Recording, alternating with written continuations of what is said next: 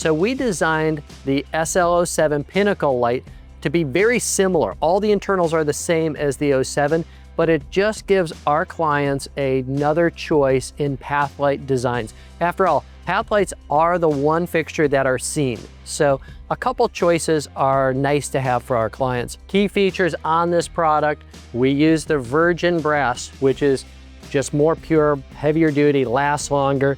The large stake made in Canada, which just allows that product to stay straight. So we're not having leaning path lights.